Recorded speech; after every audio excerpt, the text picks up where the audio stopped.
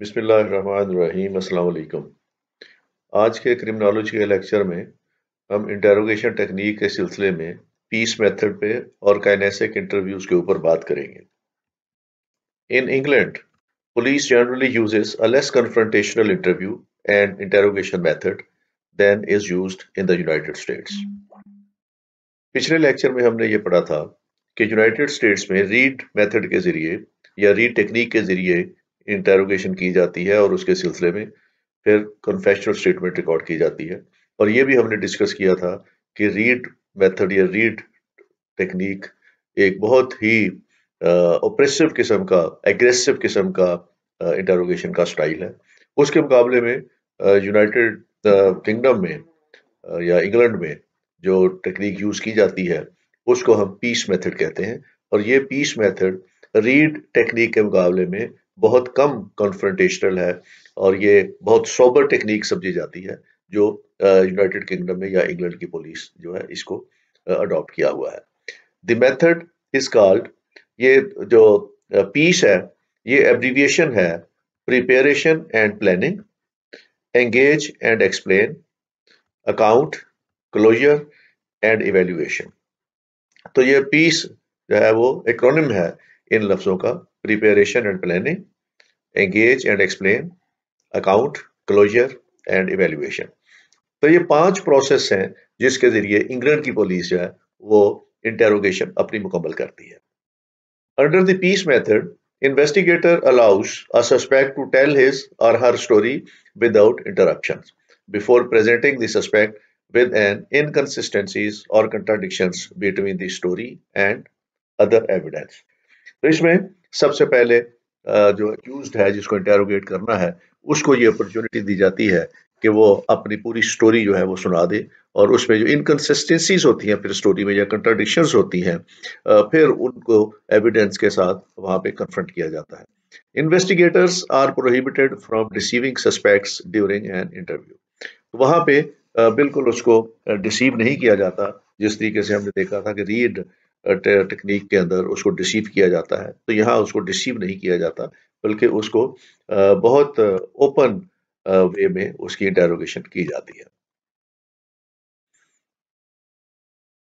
Interviewer should consider characteristics of the interviewee that could be relevant to the plan.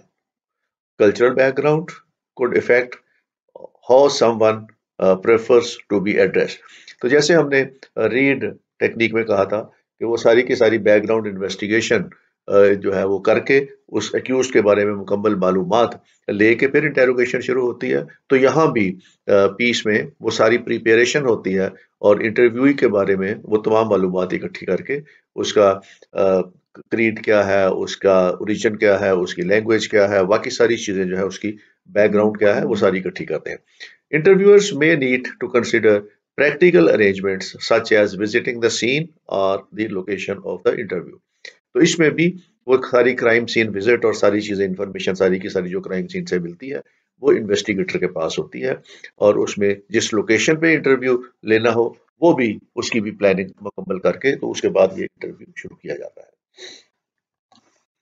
Engage and explain, the interviewers should engage the individual, including using active listening to establish a rapport with him or her. The interviewer should explain the reason for the interview and its objectives. They should also explain routines and expectations of the process. The interviewer should encourage the individual to state anything they believe is relevant। तो ये सारी उसको engage करना है, किस तरीके से एक रेपो क्रिएट करनी है ताकि वो जो भी एक्यूज्ड है या जिसको भी इंटरव्यू कर रहे हैं वो अपना माफी ज़मीर अच्छे तरीके से बयान करे और वहां उसको पूरी पूरी अपॉर्चुनिटी दी जाती है टू एक्सप्लेन हिम। और उसके साथ सारी चीजें जो रूटीन में डिस्कस की जाती हैं कि वो एक्सपेक्टेशंस ऑफ द प्रोसेस जो है वो भी उसको बताई जाती है कि इस गुफ्तगू के नतीजे में उसके ऊपर कोई एलिगेशन भी ड्राफ्ट हो सकता है ताकि वो जो भी अगर उसके पास कोई फेवरेबल पॉइंट है अपने तो वो जरूर उस इंटरव्यू के अंदर सामने रखे। तीसरी stage is account. The interviewers should use appropriate questions and active listening to obtain the interviewee's account of event।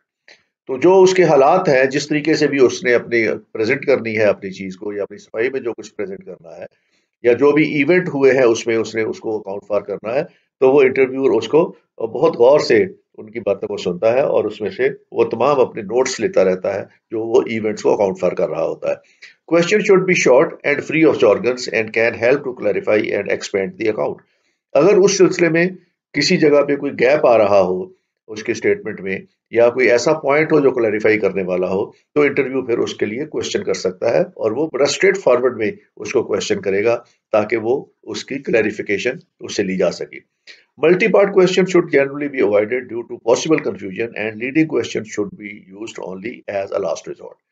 ये इंटरव्यू टेक्निक्स में हम पहले भी डिस्कस कर चुके हैं कि क्वेश्चंस इतने कॉम्प्लिकेटेड नहीं होने चाहिए कि इंटरव्यू उसको समझ ना सके। ना क्वेश्चन जो है उसके अंदर लीडिंग क्वेश्चन देने चाहिए। लीडिंग क्वेश्चन पे भी हमने पहले लेक्चर में बात की थी कि ऐसे क्वेश्चन जो उसको लीड कर रहे हो टूवर्ड सर्कमस्टांसेस या सर्टेन डायरेक्शन, उस तरह के नहीं करने चाहिए थे और उसको ओपन एंडेड क्वेश्चन करने चाहिए ताकि जो अकाउंट फॉर उसका हो, जो अकाउंट उसका हो वो खुद अपना बयान करे। तो इस तरीके से ये अकाउंट का तीसरा जो मरहला है वो मुकम्मल होता है जिसमें इवेंट्स को अकाउंट फॉर किया जाता है। Then is the closure. This stage should be planned to avoid an abrupt end to the interview.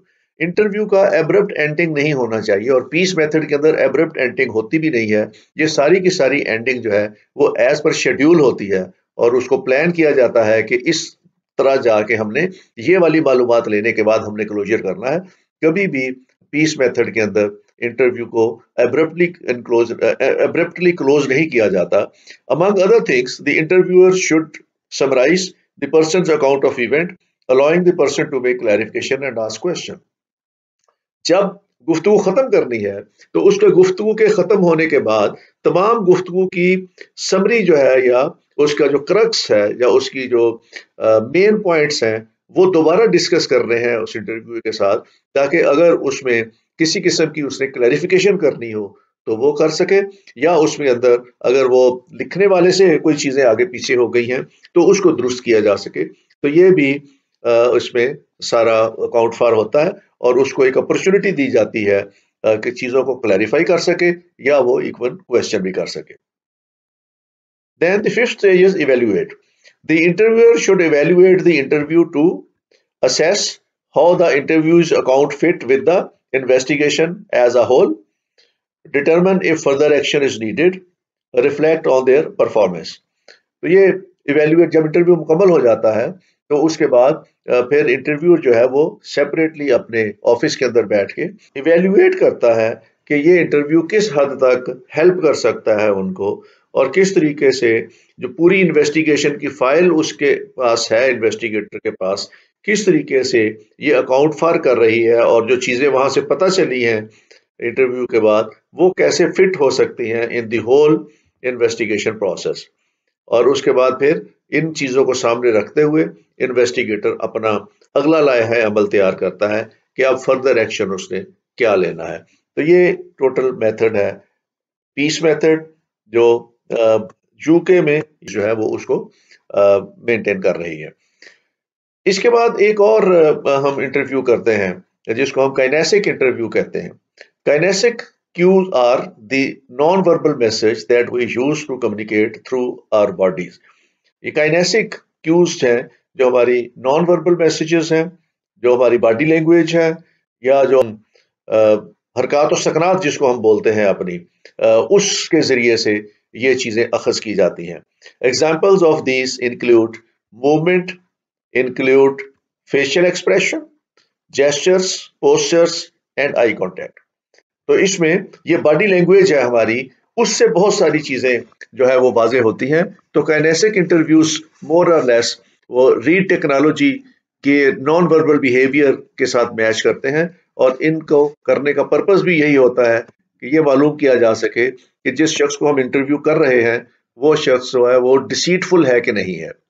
The kinesic interviews method involves analysing a person's behaviour to assess deception. तो purpose इसका यह है कि dissipation मालूम किया जा सके कि जिस शख्स को हम इंटरव्यू कर रहे हैं वो किस हद तक डिसेप्शन कर रहा है। तो इंटेरोगेशन में डिसेप्शन का बहुत अमल दखल है। अगर ये अखज कर ले हम कि अक्यूज्ड या गिल्टी शख्स जो भी है वो हमें डिसीव कर रहा है या डिसेप्शन दे रहा है या किसी जगह पे झूठ बोल रहा है, अगर हम उस चीज को डिटेक्ट कर लें तो हमारे इन्वेस्टिगेशन में काफी ज्यादा गुत्थियां सुलझने का इम्कान होता है।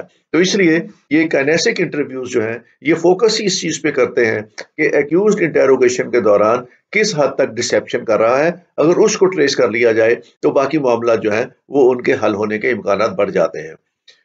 The method has some similarities to the Reid technique. और ये जो डिसेप्शन का मेथड है वो हमने पहले रीड टेक्निक में भी देखा था कि हमने डिसेप्शन को कैसे वहां पे अनअर्थ करना है या कैसे मालूम करना है। Kinesics is the study of non verbal communication. ये नॉन वर्बल कम्युनिकेशन है, जो बॉडी लैंग्वेज है ये उसकी स्टडी है, जिसको हम काइनेसिक्स कहते हैं। One author, Stan B. Walter, describes two phases to this process: the practical kinetic analysis phase and the practical kinesis interrogation phase. पहले उसके काइनेसिक एनालिसिस कर रहे हैं, जिससे ये पता करना है हमने कि वो डिसेप्शन कितनी कर रहा है एक्यूज, और दूसरे मामले में फिर काइनेसिक इंटेरोगेशन करनी है। ये दो फेजेस में काइनेसिक इंटरव्यू मुकम्मल होता है, practical kinesic analysis phase and then practical kinesis interrogation phase. Analysis और इंटेरोगेशन दो अलग-अलग फेजेस हैं इसके। The kinetic interview technique is used to attempt to read the interviewee subject's reaction to stress. There are several types of questions that can be used in the kinetic interviews to provide clue to the guilt or innocence of the interview subject. तो kinesics में बहुत से question हैं, typical type के question हैं जो पूछे जाते हैं, और उन क्वेश्चन के जवाब में जो उसका नॉन वर्बल बिहेवियर होता है एक्यूज्ड का, उसको एग्जामिन किया जाता है, तो हमें पता चलता है कि उससे वो डिसेप्शन कर रहा है कि नहीं कर रहा। For example, one type of question is the punishment question. बाज दफा हम उसको पनिशमेंट का क्वेश्चन करते हैं। The interview will casually discuss the punishment of the crime perpetrators with the subject asking what do you think should happen to the criminal. वो simple उससे question करता है कि आप बताएं अगर किसी ने ये वाला जो क्राइम किया है तो उसको क्या सजा मिलनी चाहिए। The guilty person is more likely than the innocent person to recommend a more sympathetic approach to the criminal. तो उसकी अप्रोच क्रिमिनल की तरफ की होगी, वो सिंपैथेटिक होगा क्रिमिनल की तरफ, वो उसके लिए कोई लंबी चौड़ी सख्त किस्म की सजा सजेस्ट नहीं करेगा। तो इससे अंदाजा हो जाता है कि वो उसके गिल्ट के अंदर कॉन्शियस है और वो गिल्टी पर्सन के लिए कम दर्जे की सजा सजेस्ट कर रहा है या उसके लिए उसकी सिंपथीज है। तो एक तो ये तरीका हो सकता है काइनेसिक इंटरव्यूज में कि क्या इंटरव्यूज देने वाला एक्यूज्ड के साथ या क्रिमिनल के साथ कोई सिंपथी रखता है कि नहीं रखता। अगर वो सिंपथी रखता है तो इसका मतलब ये है कि वो क्रिमिनल टाइप है और क्रिमिनल माइंड है। Secondly, the interviewer might ask, is there any reason that your fingerprints might have been found near the crime scene. तो ये भी बाज़ दफा होता है इंटरव्यू के दौरान, वो इंटरव्यू कहता है उसको एक्यूज्ड को कि हमारे पास इंफॉर्मेशन है या हमारे पास एविडेंस है कि जिस दिन ये क्राइम हुआ है तुम उस क्राइम सीन के इर्द गिर्द देखा गया है तुम्हें। तो इस तरह की उसको प्रोवोकेटिव किस्म के क्वेश्चन किए जाते हैं। The guilted person will often attempt to cover for this evidence with another lie. तो वो उसके मुकाबले में इसको झूठ बोल के इसको कवर करने की कोशिश करेगा। तो इस तरीके से ये कहेगा नहीं वो तो मेरे रिश्तेदार उस इलाके में रहते हैं या मेरा दोस्त उस इलाके में रहता है तो मैं तब गया था, या वो ये कहेंगे कि जी मुझे वहां फलां काम था तो मैं उस काम के लिए गया था। तो वो इसको कवर अप करने की कोशिश करेंगे। तो ये दूसरा तरीका है कि अगर वो उसको आप कोई ऐसी चीज बताएं जो लीड कर रही हो उसके क्राइम की तरफ, तो वो उसको कवर अप करने की कोशिश करेगा। तीसरा क्वेश्चन जो काइनेसिक्स में पूछा जा सकता है वो ये है crime existence question, which might be, do you think that the crime was even committed. जो ये हम भी पाकिस्तान में भी ये प्रैक्टिस है, बहुत से सवाल पूछे जाते हैं कि उससे कि अच्छा ये बताओ ये डाका पड़ा भी था कि नहीं पड़ा था, ये रॉबरी हुई थी कि नहीं हुई थी। 50% इज लाइकली टू से नो, नहीं जी ये तो डाका तो हुआ ही नहीं है, वो तो ऐसे ही अपना टैक्स बचाने के लिए उन्होंने ये खबर बना ली है या इस तरीके से। तो वो उसको कोशिश करेगा इंटरव्यूअर को ये बावर कराने के लिए कि ये तो इस तरह का वकूआ ही नहीं हुआ। तो ये बाज़ दफा क्वेश्चन हम भी इन्वेस्टिगेशन में एक्यूज से पूछते हैं कि अच्छा ठीक है तुम्हारा वर्जन क्या है इस क्राइम के बारे में, वकूए के बारे में। तो वो स्ट्रेट फॉरवर्डली कह देगा कि नहीं जी इस तरह का तो कोई वकूआ ही नहीं हुआ, वो तो ये मसला था उनका और इस तरीके से उन्होंने इसको एक वक़ुआ बना दिया है, इस तरह का तो कोई वक़ुआ हुआ ही नहीं है सिरे से। तो ये काइनेसिक्स में इस तरह के क्वेश्चन भी पूछे जाते हैं और पूछ के फिर उसका बिहेवियर इस पे देखा जाता है और चेक किया जाता है। During the analysis phase, the interviewer uses several techniques to observe and analyze the subject's behavior. तो यहाँ सब्जेक्ट का बिहेवियर देखा जाता है to determine the subject's truthfulness and deceptive behavior, or at least to determine those areas most sensitive to the subject and therefore in need of further attention through verbal inquiry. तो वहां उसकी हरकत व सकरात को बाकायदा गौर से देखा जाता है और उसमें काइनेसिक इंटरव्यू में या काइनेसिक क्यूज में बाकायदा उन्होंने वो पोस्चर्स तक डिटरमिन किए हुए हैं कि जब वो शख्स झूठ बोलने लगेगा तो वो किस पोस्चर में बैठेगा, उसका सर आगे की तरफ होगा या वो बिल्कुल कुर्सी की बैक के साथ टेक लगा के सर पीछे करके बैठ जाएगा। तो इस तरह के पोस्चर्स उन्होंने डिफाइन किए हुए हैं और उसके पाँव की पोजीशन कैसे होगी, अगर कुर्सी पे बैठा है तो जमीन पे पाँव कैसे रखे होंगे, उसके हाथ जो हैं वो उस वक्त अपनी गोद में होंगे या हाथ जो कुर्सी के आर्म रेस्ट रखा हुआ है उसके ऊपर होंगे, या अगर उसके सामने टेबल रखा हुआ है तो हाथ अगर टेबल पे रखता है तो किस तरीके से होंगे।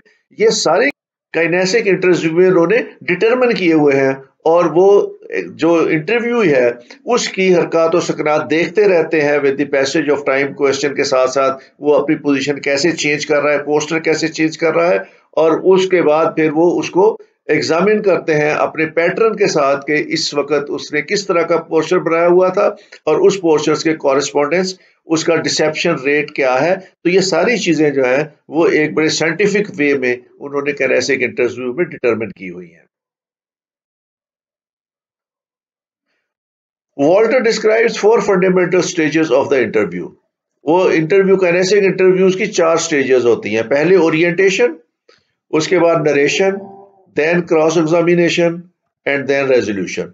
और ये 4 जब रेजोल्यूशन स्टेज आती है तो काइनेसिक इंटरव्यू में वो एक डिटरमिन कर चुके होते हैं कि इस इंटरव्यू का डिसेप्शन लेवल क्या है, या सच कितना बोल रहा है और झूठ कितना बोल रहा है।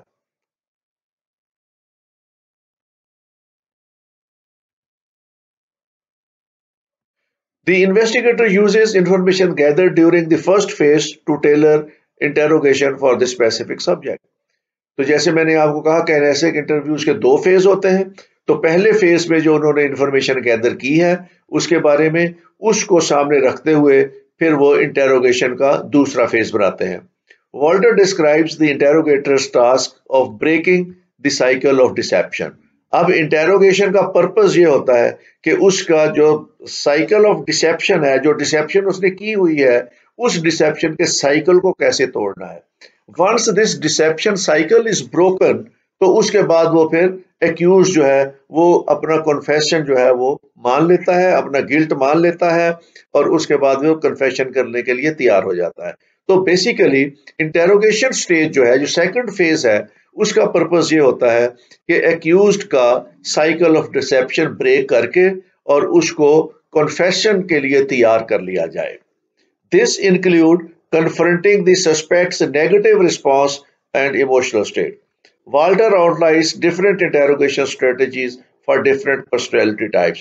तो वॉल्टर ने काइनेसिक इंटरव्यूज का फेज 2 जो है जिसमें इंटेरोगेशन होती है उसके लिए भी डिफरेंट स्ट्रेटजीज जो है वो बनाई हुई हैं और उसने कहा कि हर पर्सनैलिटी टाइप के लिए डिफरेंट स्ट्रेटजीज वर्क करती हैं। तो ये इस हद तक डिटेल के साथ काइनेसिक इंटरव्यूज के बारे में वॉल्टर ने इसके बारे में लिखा हुआ है या बताया हुआ है। टेक केयर, थैंक यू, खुदा हाफिज।